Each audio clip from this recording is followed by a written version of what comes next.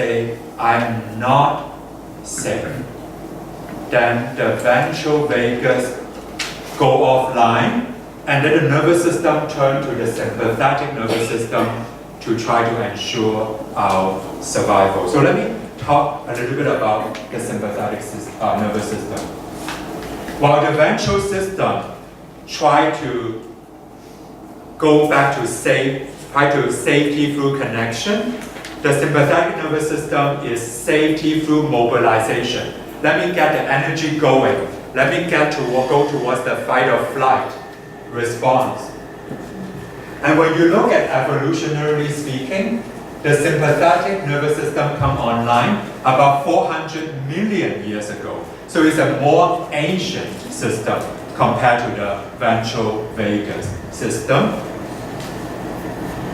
And the nerdy part, when you look at the architecture of the sympathetic system, it turns out the origin of the sympathetic nerves is if you do this yoga pose. What is this called? Gomukhasana. Which I'm doing perfectly right now. So roughly where your fingers meet, if it can meet, and mine definitely can meet. There's a lot of overlap. Okay, on my fingers. But roughly, as you can all see, my fingers overlap by a lot. Okay? But roughly where the fingers meet is the origin of the sympathetic nerve within the spinal cord. That's just the location of it. And of course, it goes to a lot of places and control a lot of things such as the HPA axis, right? The hypothalamus, pituitary, adrenal axis, which is doing a lot of stress response and things like that. HPA axis. So the sympathetic nervous system is activated when there's lack of safety and when signals for danger. Then the system is saying, there's something dangerous here. Let me shut down the ventral system. Let me go towards mobilization. Let me see if I can fight and kill the tiger and eliminate the threat and come back to safety. Or if I can run fast enough away from the tiger back to safety. That's the mobilization as a way to get back to safety. It's a high arousal, high energy state. Does that make sense?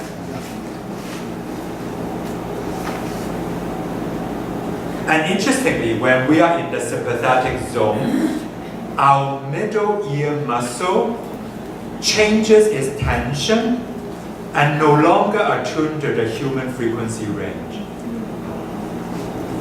So sometimes when your teenager couldn't hear you, sometimes it's because they are teenagers. And they try to just, give a F you, I have my autonomy to you. Sometimes it's because they are so stressed that their middle ear muscle tension changes and they are screening out the human voice. Because when you are in danger, you are trying to prioritize, is there any frequency that signal distress? Right? And what is the frequency that signal distress? It's what Martha did earlier. It's a high frequency voice. It's the scream. I won't do it to you, but that's signal distress.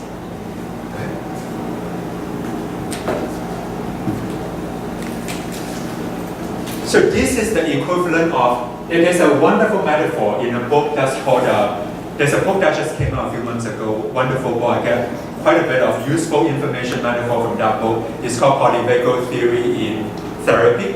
Right? So the metaphor is when you are in ventral state, the equivalent is you are in a house that feels very safe, the temperature is just right, and the alarm system is activated, right, protecting you, and you can invite friends home to have board game and have a pizza party, or a kale salad party for some of you.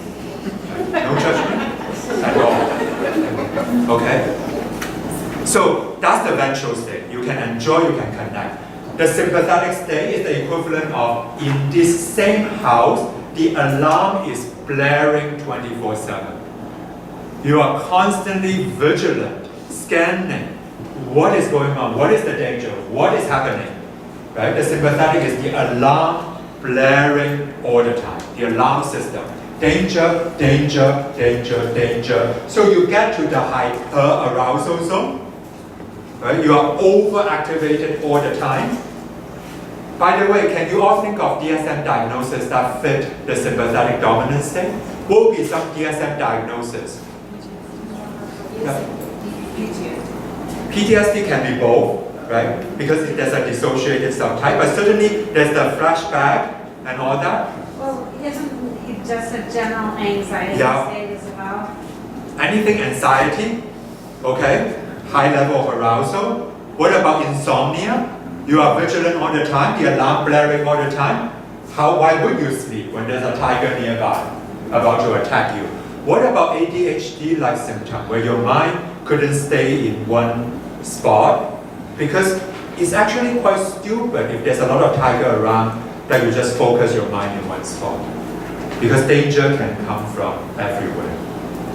Right? What about people who have anger or rage issues?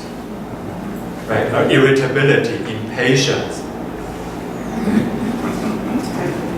hypervigilance. Right? If you are a teenager, you might be diagnosed with conduct disorder, oppositional defiant disorder. Right? All those are high arousal state, and symptoms begin to happen. Okay? So when it's safe, ventral, when it's dangerous, sympathetic, but when it's life threat. So which is a different kind of danger. It's not just dangerous, now there's a life threat. Then we go to the dorsal vagus state. Let me talk a little bit about the dorsal vagus state. This is the oldest circuit. It came online roughly 500 million years ago. And we share this circuit with our reptilian ancestors. This is the freeze and shut down circuit. It's so overwhelmingly stressful, let me shut everything down. It's the equivalent of if there's too much electricity that passes through the outlet, the fuse will blow to protect the electrical appliance. Right? That's the shut everything down in order for sort of a last-ditch effort for protection. And they all have their own survival value, right? The sympathetic system survival value is, let me see if I can feed the tiger, and then I will be safe, or else I will run the heck away from the tiger, and I will be safe.